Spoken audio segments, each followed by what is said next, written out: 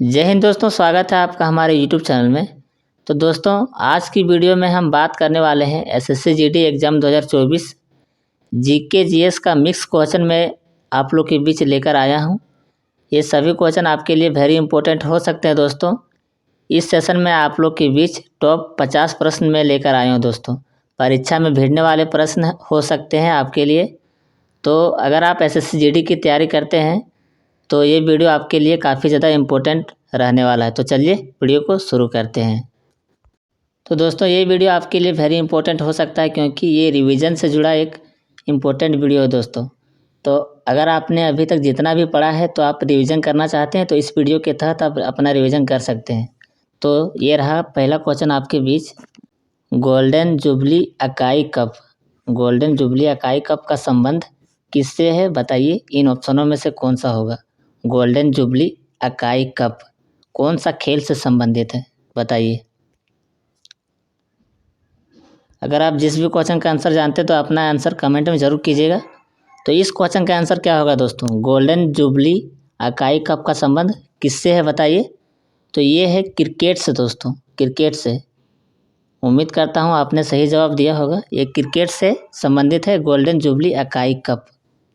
अगला क्वेश्चन देखते हैं।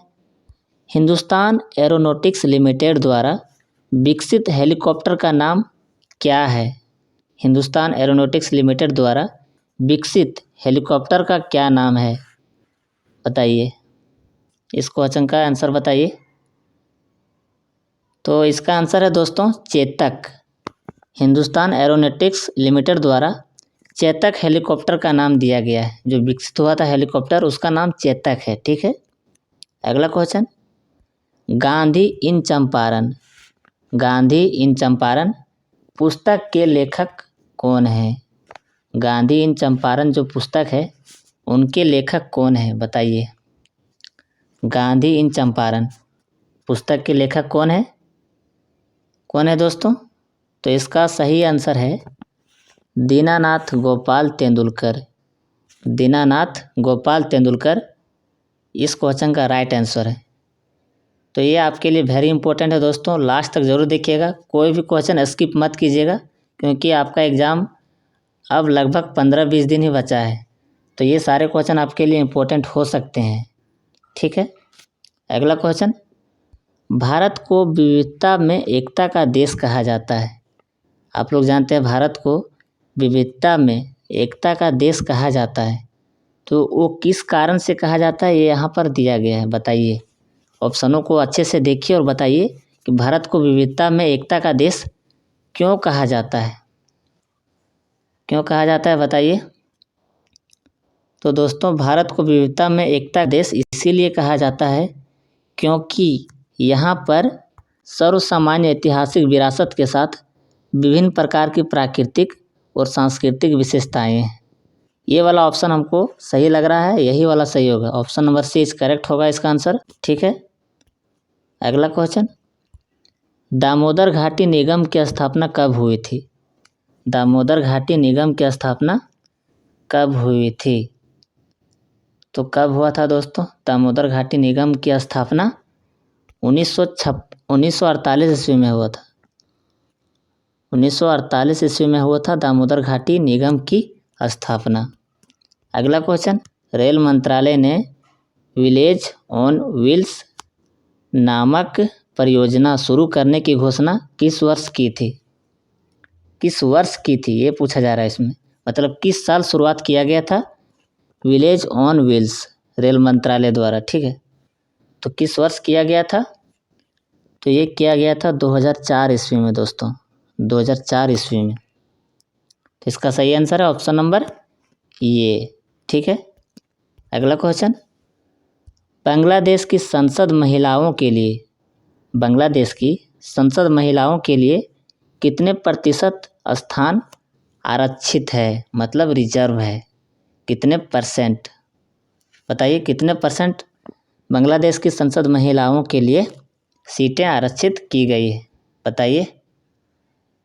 तो कितना परसेंट दोस्तों। 15%। 15% सिर्फ महिलाओं के लिए सीटें आरक्षित की गई है संसद के लिए। ठीक है। अगला question.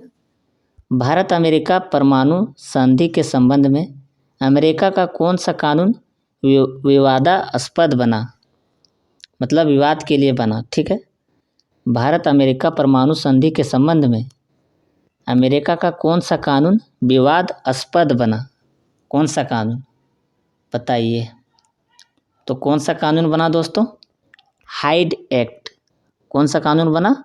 Hide act. Bharat America जो परमाणु संधि के संबंध में अमेरिका का कौन सा कानून बना है? ये हाइड एक्ट। ठीक है, हाइड एक्ट। अगला क्वेश्चन, आसियन, आसियन यहाँ पर दिया गया है, इसका फुल फॉर्म यहाँ पर पूछा जा रहा है। आसियन इसके लिए है, मतलब आसियन का यहाँ फुल फॉर्म पूछा जा रहा है, तो आसियन का फुल फॉर्म क्या होगा? तो एशियन का फुल फॉर्म होता है academy of south east Asian nation. क्या होता है? Academy of south east Asian Nations, यही होता है आसियन का फुल फॉर्म। अगला क्वेश्चन, पुस्तक 1984, ये पुस्तक का नाम है 1984, किसके द्वारा लिखा गया है? किसके द्वारा लिखा गया है पुस्तक 1984? तो ये किसके द्वारा लिखा गया है दोस्तों? जॉर्ज ऑरवेल द्वारा लिखा गया है। जॉर्ज ऑरवेल, जॉर्ज ऑरवेल द्वारा लिखा गया है पुस्तक 1984। ठीक है, तो इसका आंसर आप लोग जान गए होंगे 1984। अगला क्वेश्चन, राधा मोहन कप का संबंध किस खेल से है? ये पूछा जा रहा है आप लोग को, बताइए। तो राधा मोहन कप किस खेल से संबंध है दोस्तों? तो ये संबंध इसका है पोलो से। किससे? पोलो से। अगला क्वेश्चन, पुलित्जर पुरस्कार किस खेल में दिया जाता है? किस क्षेत्र में दिया जाता है? सॉरी दोस्तों, पुलित्जर पुरस्कार किस क्षेत्र में दिया जाता है, ये पूछा जा रहा है आप लोग। तो बताइए किस क्षेत्र में दिया जाता है? तो दोस्तों ये दिया जाता है पत्रकारिता के क्षेत्र में दिया जाता है। कहाँ पर दिया जाता है? पत्रकारिता के क्षेत्र में पुलित्जर पुरस्कार दिया जाता है।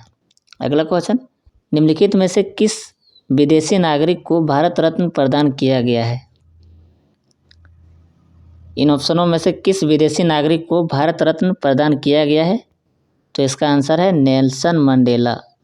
नेल्सन मंडेला को मतलब मिला है भारत रत्न पुरस्कार।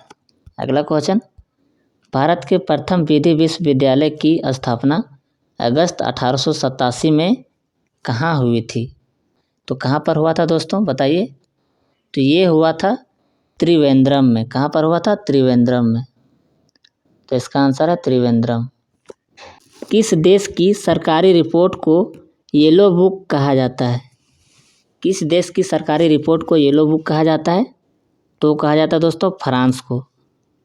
फ्रांस को येलो बुक से जाना जाता है, उसकी सरकारी रिपोर्ट के अनुसार जाना जाता है। ये मत समझना कि फ्रांस को ही जाना जाता है। अगला क्वेश्चन, कौन सा देश G7 का सदस्य नहीं है? कौन सा देश G7 का सदस्य नहीं है, बताइए।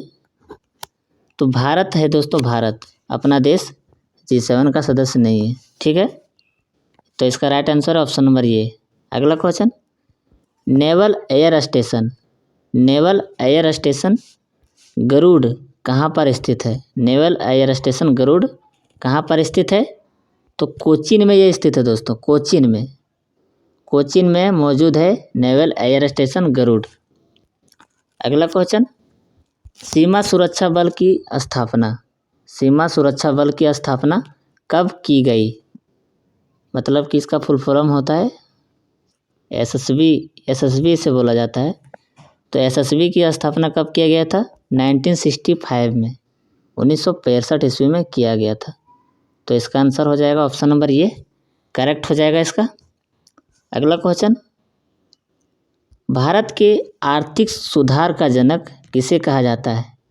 भारत के आर्थिक सुधार का जनक किसे कहा जाता है? बताइए दोस्तों, किसे कहा जाता है? तो मनमोहन सिंह को बोला जाता है आर्थिक सुधार का जनक। इसका आंसर है option number C, Manmohan Singh.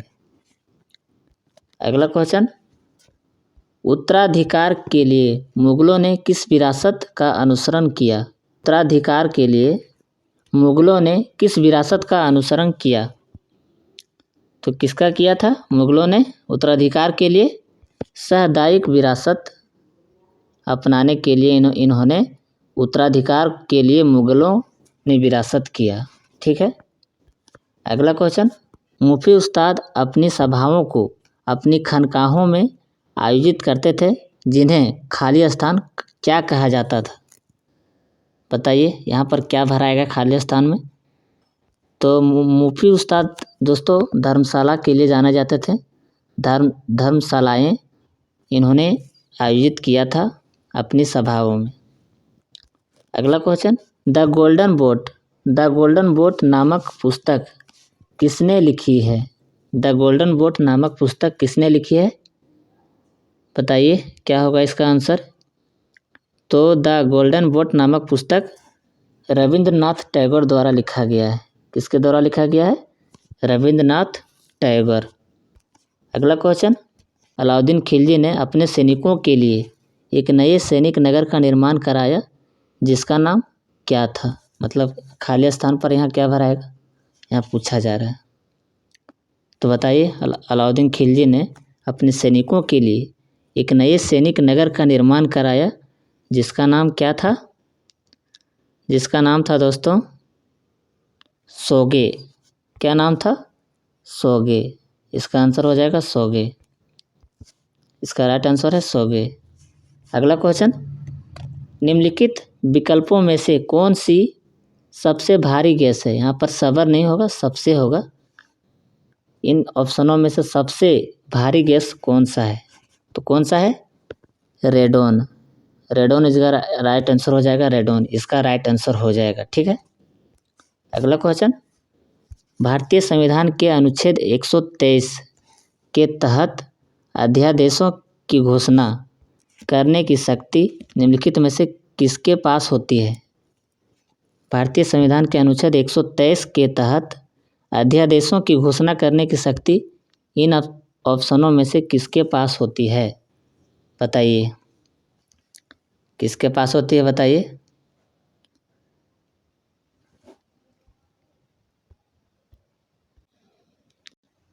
तो दोस्तों इसका सही आंसर है ऑप्शन नंबर बी, भारत के राष्ट्रपति के पास होता है।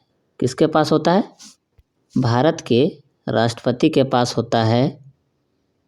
एक अनुच्छेद 123 के तहत अध्यादेशों की घोषणा करने की शक्ति राष्ट्रपति के पास होता है। अगला क्वेश्चन, निम्नलिखित में से कौन सा सबसे पुराना टेनिस टूर्नामेंट है? सबसे पुराना टेनिस टूर्नामेंट है, बताइए इन ऑप्शनों में से कौन सा होगा? जो सबसे पुराना टेनिस टूर्नामेंट है, टेनिस जो टूर्नामेंट होता है उनमें सबसे पुराना कौन सा है? तो सबसे पुराना कौन सा है दोस्तों? ऑप्शन नंबर बी, विंबलडन इसका हो जाएगा, विंबलडन। अगला क्वेश्चन, भारत में पीर बुधान का मेला प्रति साल कहाँ लगता है? भारत में पीर बुधान का मेला प्रति साल कहाँ लगता है? मतलब प्रति वर्ष कहाँ पर लगता है, ये पूछा जा रहा है। तो आप लोग पता नहीं नाम सुने होंगे कि नहीं। पीर बुधान मेला कहाँ पर लगता है दोस्तों? ये लगता है मध्य प्रदेश में। इसका आंसर हो जाएगा मध्य प्रदेश। क्या हो जाएगा? मध्य प्रदेश। अगले क्वेश्चन की ओर देखते हैं। अगस्त 2020 में निम्नलिखित में से किसने मध्य प्रदेश सरकार द्वारा खेलों में उत्कृष्टता के लिए दिए जाने वाला विक्रम पुरस्कार प्राप्त किया? किसने प्राप्त किया दोस्तों? बताइए। तो 2020 में मध्य प्रदेश सरकार द्वारा करिश्मा यादव को दिया गया था। करिश्मा यादव को दिया गया था विक्रम पुरस्कार। अगला क्वेश्चन, हिल पैलेस संग्रहालय में स्थित है, मतलब क्या स्थित है? बताइए हिल पैलेस संग्रहालय में क्या स्थित है?